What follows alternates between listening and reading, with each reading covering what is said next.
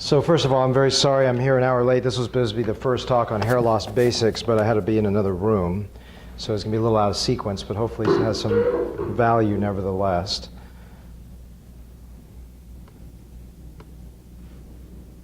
Perfect. Okay. Make sure this is not going to slide off.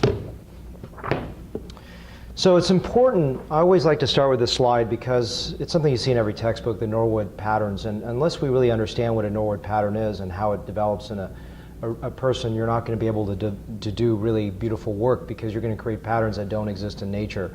And as a point of this is that I always talk about Malcolm Gladwell's 10,000 hours, and even the first few years of my practice I couldn't see something that was just slightly off. And I work with this lady, Amina, who's been doing it for 20-some years. I've been doing it for 12 years now. And what's great about her is the first few years she taught me to see this. And a large part of this is seeing a lot of cases and seeing a lot of patterns and trying to look at people with different patterns of loss so that you can get a better sense of what's natural. So again, I apologize, we're probably going back to really, really fundamental basics here, but I think it's important. And I found when I started to lecture on hair, if I didn't start with some basics, people got lost.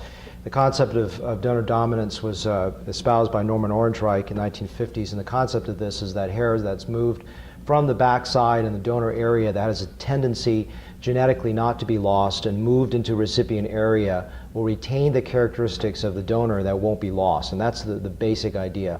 Now, to make an esoteric small point of this is that there's no real perfectly safe area. You can even thin out in the back somewhat, so you can lose some of these hairs. There can be some recipient influences, but in general, this is the principle of how we do modern hair transplantation. It's very, very important to really understand that we're dealing with a supply and demand issue where we're ever having diminishing supply by harvesting hair from that back, or just by the fact that that hair loss is encroaching in our donor area, as well as ever increasing supply.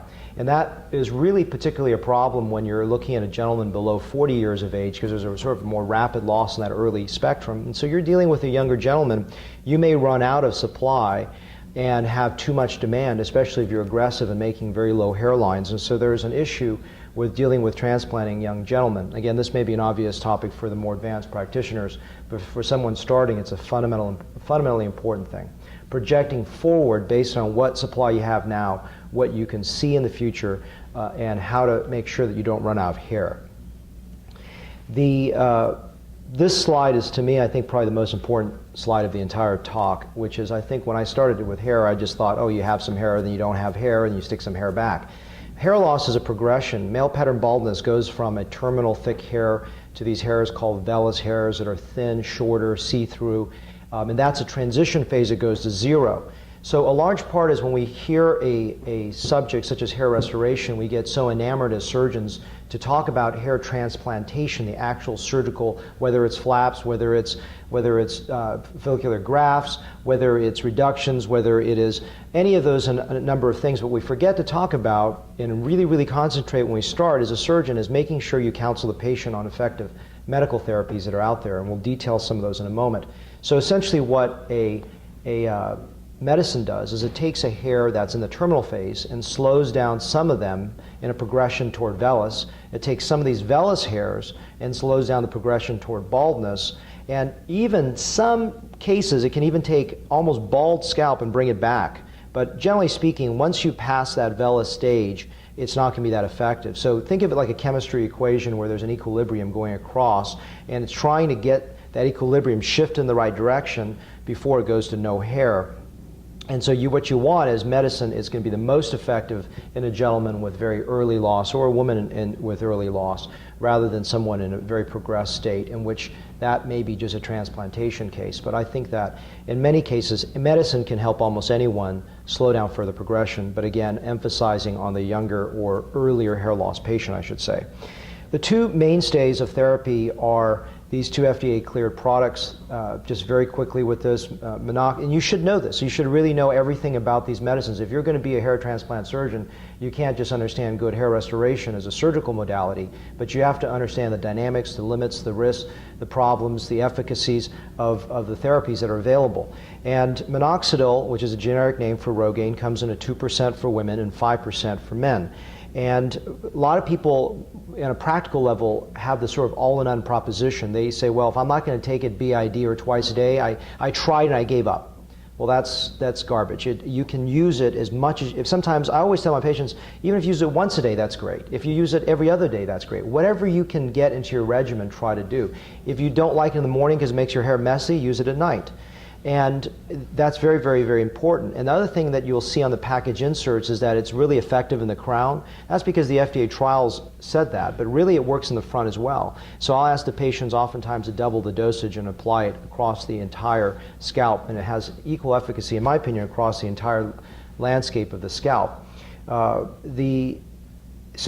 I think minoxidil is a very, very effective therapy. It can also be used to minimize shock loss after a procedure. So a lot of patients, if they come in with a lot of vellus or miniaturized, is another word, hair, before I do a surgery, I put them on minoxidil for a while. And women in particular, I'll do at least 6 weeks of minoxidil.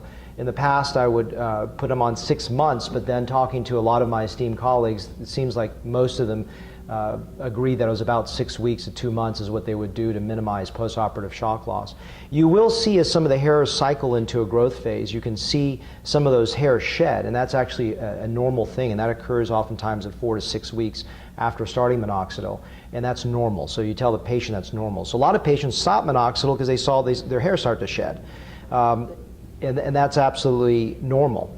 Finasteride is an oral medication. It's a DHT inhibitor from testosterone, and this is an oral medication. It requires a prescription. It's really designed for men. In a moment, I'm going to actually talk about some things I learned in Brazil. I just got back last week, and I thought it was pretty interesting. The finasteride it comes in 5 milligrams and 1 milligram. The 1 milligram is for hair loss, and now it's generic this past year. There is sexual side effects. That's something you'll see all over the internet, and patients are claiming there's a permanence to it. I cannot say that it doesn't happen.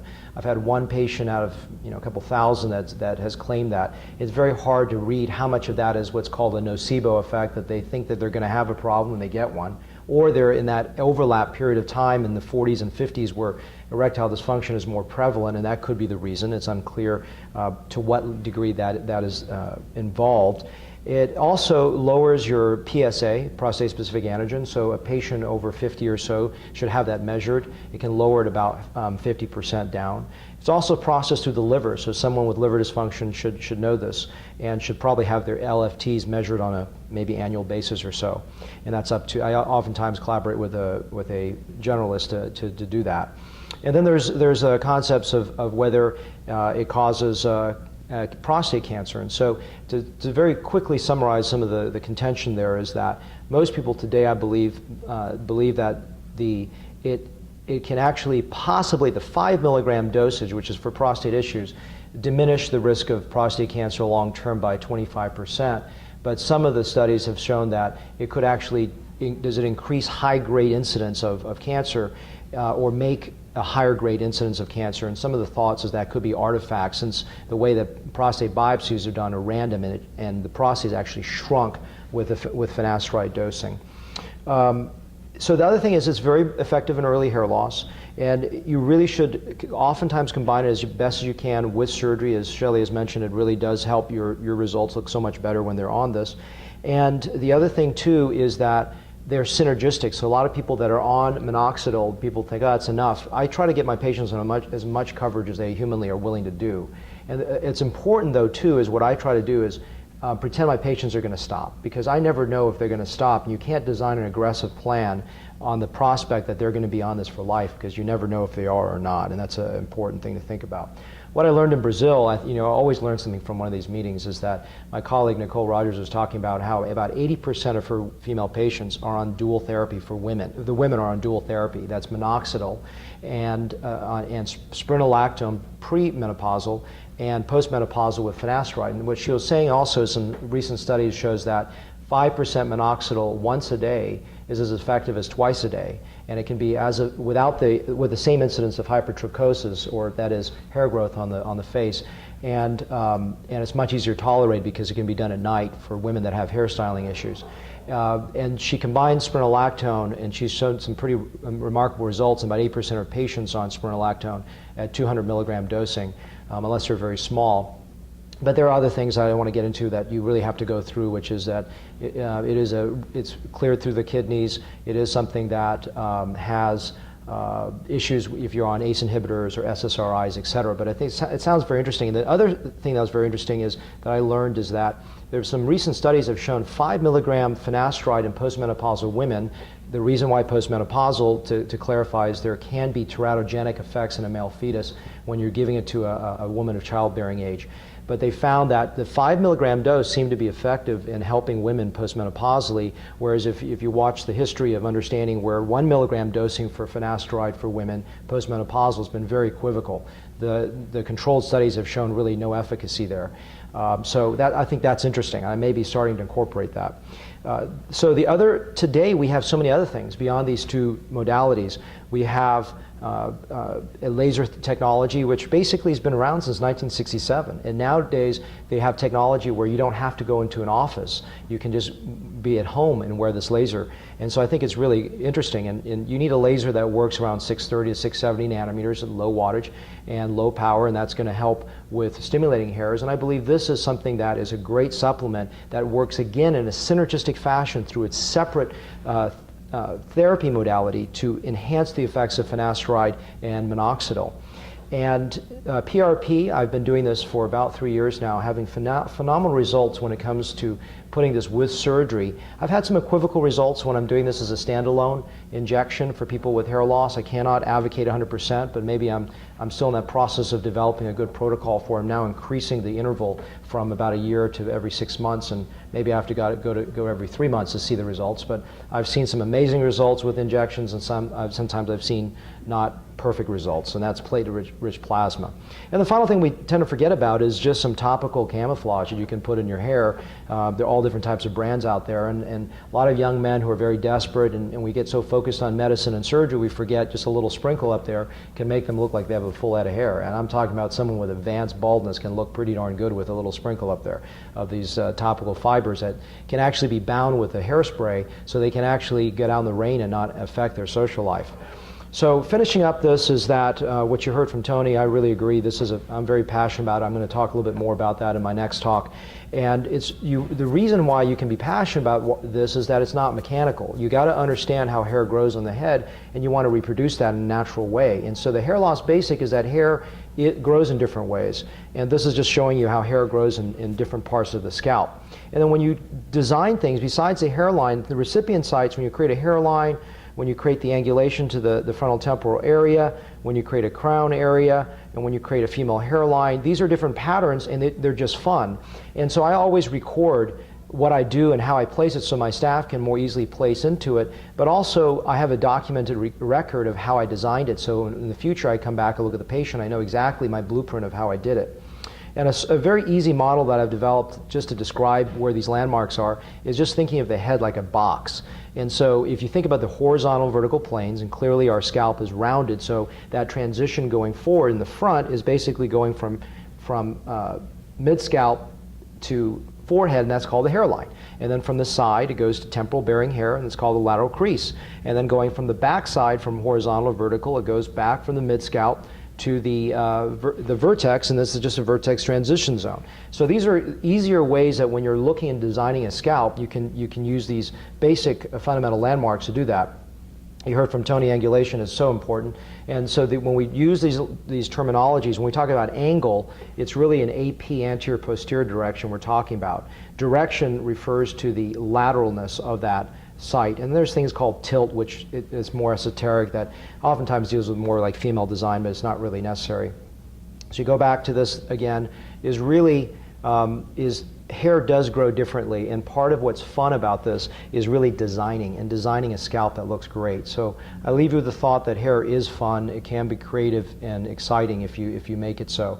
And if you don't feel that way, hook up with a mentor who really is stimulated by hair, and that person can impart that passion to you. I probably won't be able to go to KL this year because of the date change, but I try to go to every year for the International Society of Hair Restoration Surgery. It's phenomenal. And just a small plug for my course later in October.